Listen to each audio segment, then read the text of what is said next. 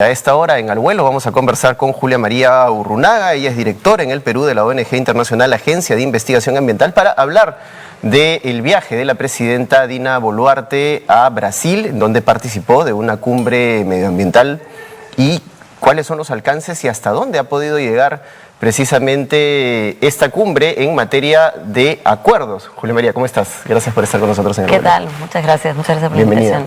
Yo quería preguntarte si ha sido provechoso de alguna manera el viaje de la presidenta Boluarte y qué, digamos, resultados se han podido sacar de esta cumbre, cuyos acuerdos no han sido muy alentadores, por cierto. No, mira, es que depende qué es lo que uno esperaba de esta reunión, ¿no? Yo creo que estoy de acuerdo con las críticas que dicen pues que no hay metas específicas. O sea, el documento es un documento amplio, es un documento interesante, cubre casi todos los puntos, no cubre todos, cubre casi todos los puntos. Y yo creo que con los objetivos que todos quisiéramos ver implementándose en la Amazonía, pero no tiene metas, no tiene hitos, no tiene fechas, no tiene ningún tipo de compromiso concreto, ¿no? Entonces, eso es un gran problema. Si lo vemos desde ese punto de vista, es un fracaso, es un documento más. Pero si lo vemos como la primera reunión desde el 2009, me parece que fue la última reunión a nivel presidencial, vemos que se está retomando o se está relanzando la idea de formar un bloque de países amazónicos para llevar una posición conjunta a las negociaciones climáticas. Me parece una buena idea, me parece un avance, me parece algo que debe construirse, y bueno, que el presidente Lula está tomando ahora el liderazgo, ¿no? Ahora, nos guste o no Lula, ¿no? Porque, o sea, tiene sus cosas como otros presidentes, y nosotros no somos nadie para opinar en este momento sobre la política en Brasil. Pero sí es un presidente que en su gobierno anterior y en este gobierno también ha priorizado el tema ambiental y el tema de los bosques. Claro, yendo hacia el lado estrictamente ambiental, ¿no? Luis Ignacio Lula da Silva tiene una política completamente distinta a la que tenía Bolsonaro, que más bien tenía una actitud depredatoria hacia la Amazonía y completamente, ¿no?, desdeñable hacia la cuestión ecológica, ¿no? Él mismo decía que había que explotar más la Amazonía, y desde ese punto de vista Lula es la otra cara de la moneda. Y aquí sí es importante, por ejemplo, el papel no solo de Brasil, que ha sido el convocante de esta cumbre, sino el del Perú, que es el país con el que mayor frontera amazónica comparte el Brasil, y va a tener un papel importante, digamos, dentro de a futuro, digamos, dentro de si es que se retoman con frecuencia las reuniones de países amazónicos. Definitivamente. Y bueno, en la Amazonía, digamos, sabemos que están todos estos países, pero Brasil tiene más del 60% de la Amazonía y Perú es el segundo, ¿no? Con alrededor del 10%, 11%, depende un poco de las cifras. Y después ya vienen los demás, con alrededor del 6, del 7. Entonces sí, Perú tiene un gran rol que cumplir. Además, como dices, tiene gran cantidad de frontera con Brasil. O sea, lo que pasa en Perú afecta directamente lo que pasa en Brasil y viceversa. Y también sabemos que en la frontera con Brasil y en esa zona que se conoce como la triple frontera también hay gran cantidad de actividad ilegal, ¿no? Entonces sí, se ha hablado de la ilegalidad, y es muy fácil hablar, digamos, de la ilegalidad que se identifica más rápidamente, como la de narcotráfico, ¿no? y las mafias, y ahora vemos todos estos grupos de crimen organizado. Pero también hay mucha ilegalidad que se disfraza de industria, ¿no? Y eso es lo que no hemos visto en esta cumbre. No se ha hablado, por ejemplo, de la gran deforestación por agroindustria, de deforestación ilegal por agroindustria, ¿no? Que es un problema, agroindustria y también ganado, que son problemas muy grandes.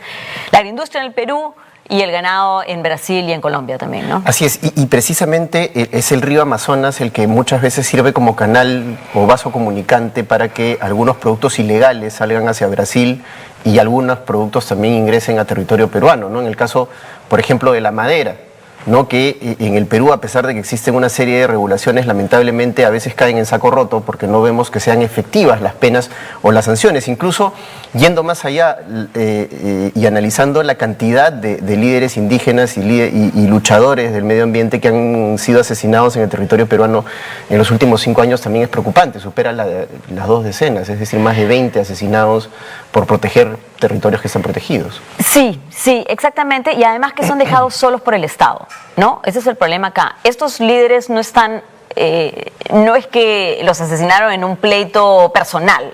Ellos han estado dando la cara y plantándose delante para proteger un bien que nos pertenece a todos los peruanos, no solamente a nosotros, sino a las generaciones futuras también.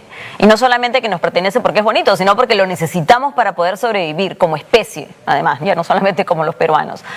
Y yo creo que ahí sí, o sea, el Estado no ha cumplido. Si bien tenemos protocolos, esos protocolos no se han implementado con la suficiente fuerza, no tienen presupuestos, no tienen medios reales de articulación intersectorial, o sea, hay solamente cosas escritas en un papel que en la práctica no se implementan.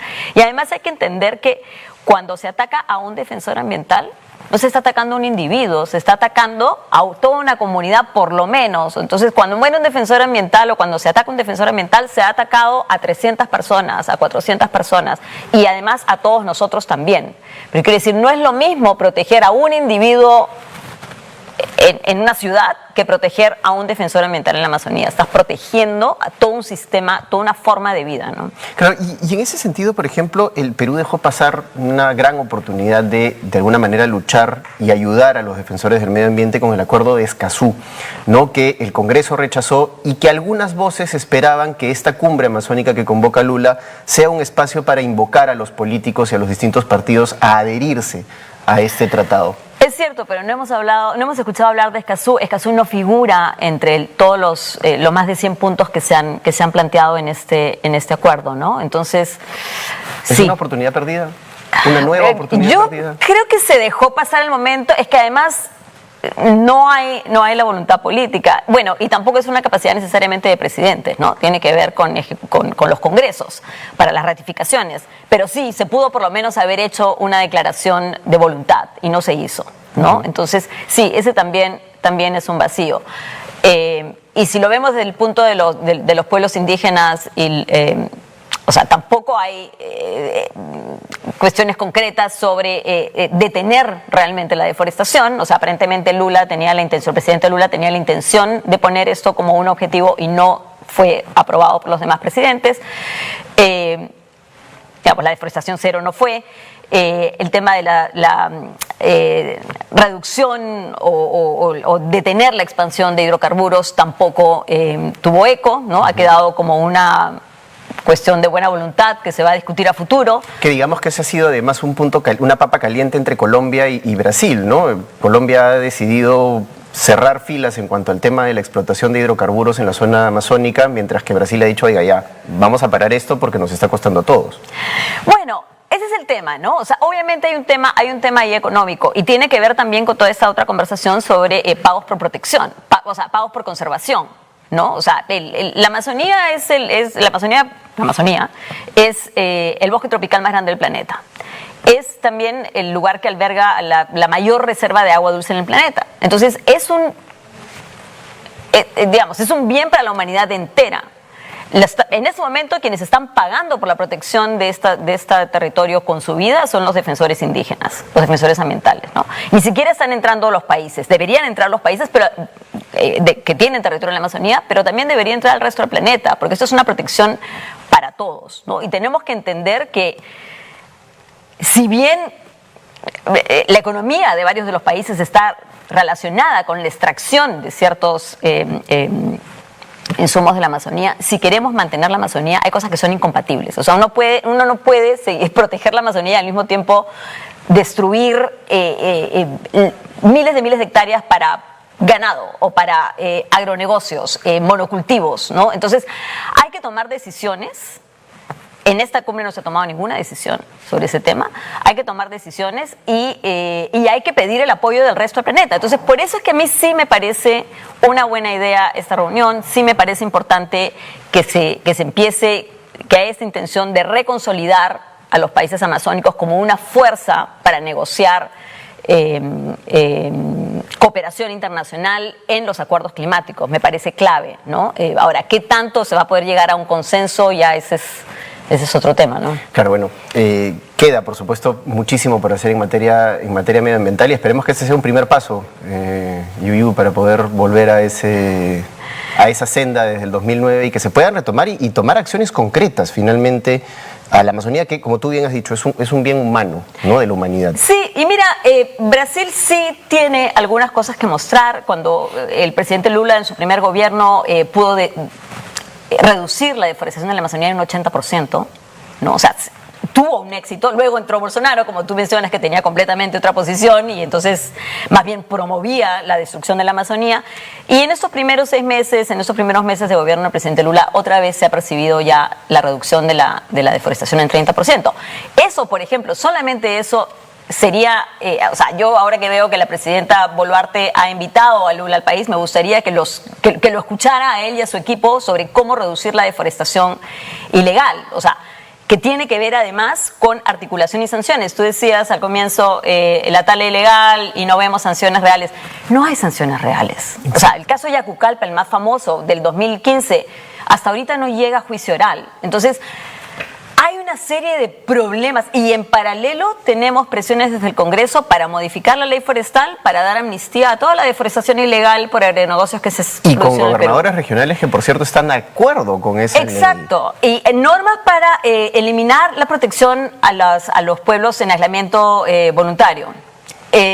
Normas para, nuevamente, facilitar la invasión de terrenos en la Amazonía. O sea, no solamente no estamos avanzando, hay una presión muy fuerte para retroceder, ¿no? Entidades que en vez de trabajar de modo articulado, se aíslan. Data que es importante para poder hacer la trazabilidad de los productos y para poder verificar el origen ilegal, que es eliminada de los formatos de los diferentes sectores del gobierno, ¿no? Entonces, yo he visto un punto que me ha llamado la atención en la declaración, ha sido una referencia a, que además parece muy desconectada del resto del documento, ¿ya? Porque el documento está muy articulado y hay una cosa que parece que le agregaron en el último minuto en la introducción, que dice algo así como que se condena que haya países importadores que están poniendo exigencias de producción sostenible a los productos que van a entrar a su mercado, ¿no? Claro. Cuando en todo el resto del documento más bien se pide apoyo a los países importadores para que consuman responsablemente. O sea, me parece que eso lo ha puesto ahí alguien y parece muy parecido a cosas que escuchamos acá en el Perú. Pero lo importante es, uno, tratar de trabajar dentro del país y dentro de la región para proteger y garantizar la producción sostenible, pero por otro lado garantizar que no hay mercados internacionales para esos productos ilegales, para esos productos que generan muerte de seres humanos y del bosque y de la humanidad en general, porque nos va a afectar finalmente a todos. Muchas gracias, Julia María. Ha estado Julia María Urrunaga, ella es directora ejecutiva de la ONG Internacional Agencia de Investigación Ambiental. Hemos comentado precisamente los resultados de esta cumbre amazónica que se llevó a cabo en Brasil y en donde participó la presidenta Dina Boluarte.